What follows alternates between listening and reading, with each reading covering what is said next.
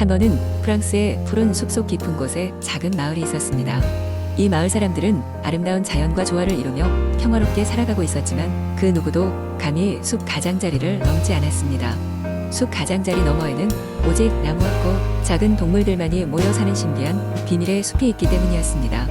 어느 날 어린 소녀 소피는 자신의 작은 검은 고양이 이름하여 누아르와 함께 숲 가장자리 가까이까지 산책을 나갔습니다. 누아르는 호기심 많은 고양이였고 언제나 새로운 것을 탐험하기를 좋아했기에 숲의 비밀에 대해 소문만 들은 소피와는 달리 숲 안쪽으로 조금 더 들어가 보길 갈망했습니다. 그런데 그날 소피는 누아르를 유심히 관찰하다 숲 안쪽으로 조금 더 들어가게 됩니다. 마을 사람들이 그토록 피하고자 했던 경계를 넘어서 말이지요. 이들은 어느새 푸르른 대로를 지나던 한 갈림길을 만나게 되었고 그리하여 소피는 누아르가 이끄는 대로 더 깊은 곳으로 들어갔습니다. 숲의 그늘은 점점 더 짙어지고 나무는 더욱 우거져 갔습니다. 소피는 자신이 알지 못하는 아름다운 새소리가 들려오는 것을 들으며 경이로움에 빠졌습니다. 그러다 그들은 숲의 한 작은 빈터에 도착했는데 그곳은 마치 마법에 걸린 듯 신비로웠습니다. 빈터 한가운데에는 반짝이는 황금별 같은 것이 나무 꼭대기에 걸려 있었습니다. 소피는 그 황금별을 바라보며 놀라움을 금할 수 없었습니다. 어떻게 숲속에 저렇게 아름다운 것이 있을 수 있는 거지? 그녀는 중얼거렸습니다. 그 순간 누아르가 재빨리 그 나무로 뛰어갔고 소피도 고양이를 따라 나무에 다가가 보았습니다. 그러자 황금별이 반짝이며 소피에게 말을 걸기 시작했습니다. 소피야, 내가 이곳에 온 것을 환영해. 난 이 숲의 수호자 황금별이라네. 마을 사람들에게 희망과 용기를 전해줘야 할 때가 되었단다. 이 아름다운 숲을 지키기 위전 마을 사람들의 마음이 합쳐져야 해. 소피는 머뭇거리면서도 황금별의 말을 이해하기 시작했습니다. 누아르는 소피를 믿고 따라가며 이 신비로운 모험에 동참한 가장 믿음직한 동반자였습니다. 소피는 황금별의 도움을 받아 마을 사람들에게 숲의 아름다움과 중요성을 전해야 한다는 사명을 가지고 집으로 돌아갔습니다. 그녀는 숲속에서 본 신비함과 황금별의 메시지를 남김없이 마을 사람들에게 이야기했지요.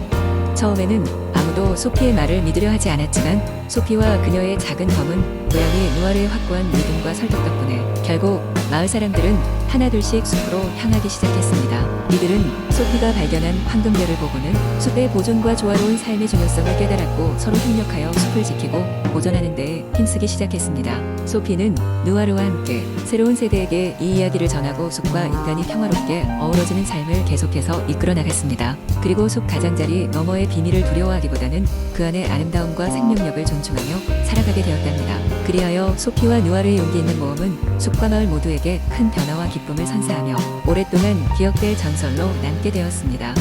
두 번째 이야기. 옛날 옛적 프랑스의 어느 고요한 시골 마을 뒤에는 커다란 숲이 펼쳐져 있었다. 이 숲의 한가운데에는 세상 어느 곳에서도 볼 수 없는 마법의 정원이 있었다.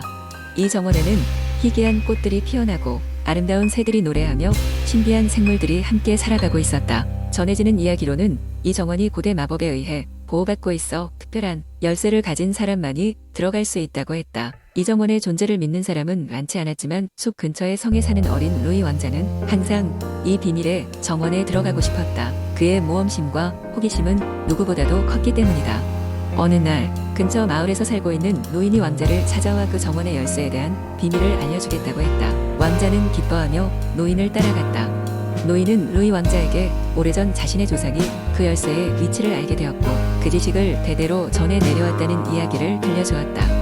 그 열쇠는 다름 아닌 숲 가장자리에 있는 고대의 떡갈나무 안에 숨겨져 있다고 했다. 하지만 열쇠를 얻으려면 왕자에게 몇 가지 시험을 통과해야 한다고 경고했다. 첫 번째 시험은 용기의 시험이었다. 왕자는 깊고 어두운 숲속의 길을 혼자 걸어가야 했다.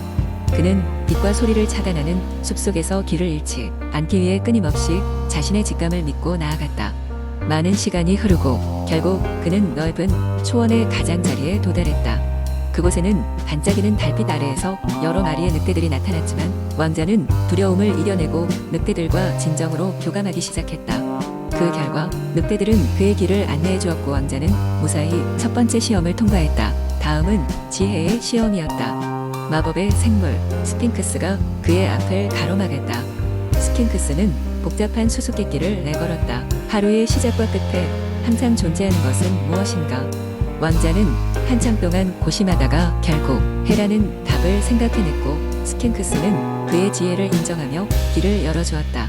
마지막 시험은 바로 마음의 순수함을 시험하는 것이었다. 왕자는 나타난 환영 속에서 자신이 가장 아끼는 사람들이 슬퍼하는 모습을 보게 되었다. 그는 무언가 잘못된 것 같음을 느끼고 그 환영에서 벗어나기 위해 자신의 마음속 진실된 사랑과 용서를 믿으며 결국 그 시험을 통과할 수 있었다. 3가지 시험을 모두 통과한 왕자는 드디어 떡갈나무 안에서 마법의 열쇠를 찾아낼 수 있었다. 그 열쇠를 손에 넣자마자 주변의 바람이 바뀌고 숲속의 나무들이 불가사의하게 움직이기 시작했다. 그는 자신의 발길을 따라 나타난 빛나는 길을 걷기 시작했고 마침내 마법의 정원의 입구에 도착했다. 정원에 들어서자 왕자는 눈앞에 펼쳐진 광경에 말을 잇지 못할 지경이었다. 형형색색의 꽃들 사이로 희귀한 동물들이 뛰어놀고 있었고 공중에는 각양각색의 새들이 춤추고 있었다. 그곳에서 왕자는 진정으로 자연과 하나 되는 법을 배웠고 마음속 깊은 곳에서부터 커다란 평화를 느꼈다. 그 후로 루이 왕자는 마법의 정원을 지키며 특별한 장소로서 보존해 나갔다. 그는 정원의 비밀을 절대 악용하지 않고 필요할 때마다 사람들을 돕기 위해 그 마법을 사용했다. 그의 선행은 프랑스 전역에 전해져 많은 사람들에게 영감을 주었고 그의 이야기는 세대를 거듭하며 내려오게 되었다. 3번째, 이야기 옛날 옛적. 프랑스의 국경을 따라 펼쳐진 깊고 풍부한 숲이 있었습니다. 이 숲은 고대의 나무들로 뒤덮여 있었으며 어디에선가 마법의 기운이 흐르고 있었습니다.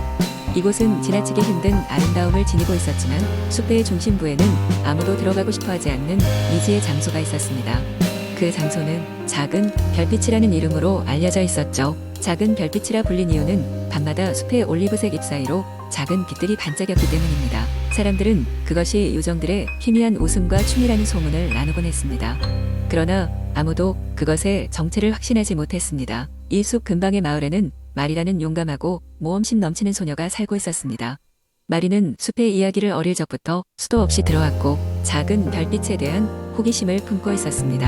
가족들과 친구들이 위험하다고 말려도 마리는 숲을 탐험하며 그 신비를 밝히고 싶었습니다. 그러던 어느 맑은 여름날 밤 마리는 드디어 결심했습니다. 주위와 작별 인사를 나눈 후 그녀는 작은 등을 하나 들고 숲으로 발걸음을 옮겼습니다. 그녀의 다짐은 확고했고 숲속을 걸으면서 자연의 소리를 하나하나 자신의 마음에 새겼습니다. 침략수림을 지나 넓은 고원에서 밤하늘을 바라본 마리는 한 발자국씩 더 깊이 나아갔습니다.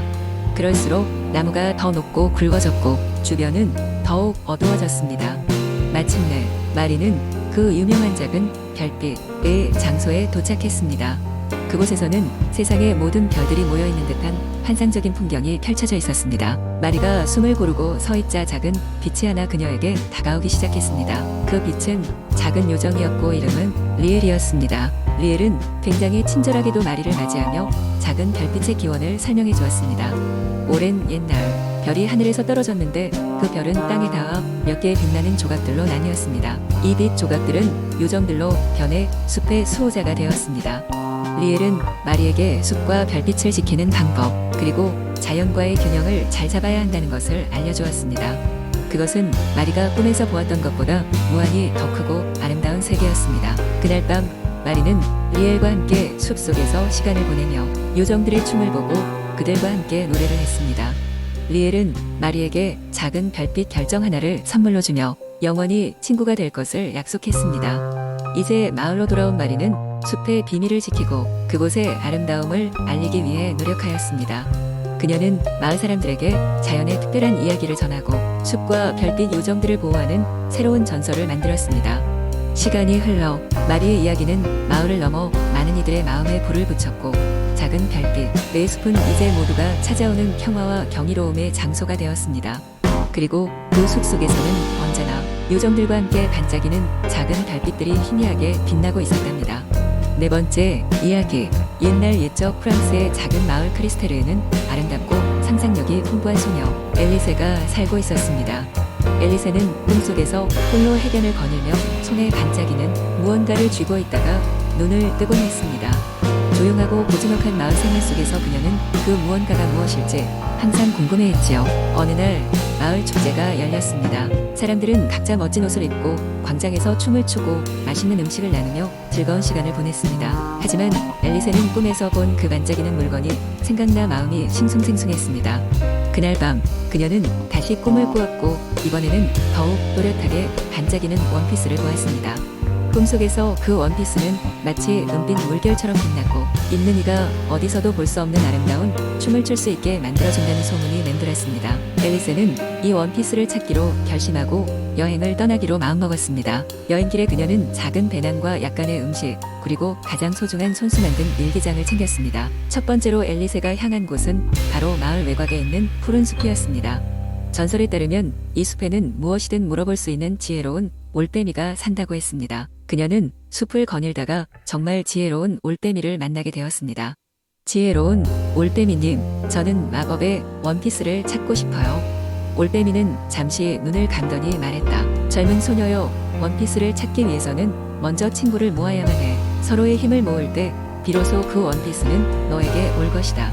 이 말을 듣고 앨리세는 길을 나서며 친구를 찾기에 열중했습니다. 그렇게 여행 중에 앨리세는 숲속에 빠져 길을 잃어버린 용감한 토끼 로키, 해변가에서 하모니카를 불며 춤추고 있던 소녀 비앙카, 그리고 말귀를 알아듣는 신비로운 고양이 미아를 만났습니다.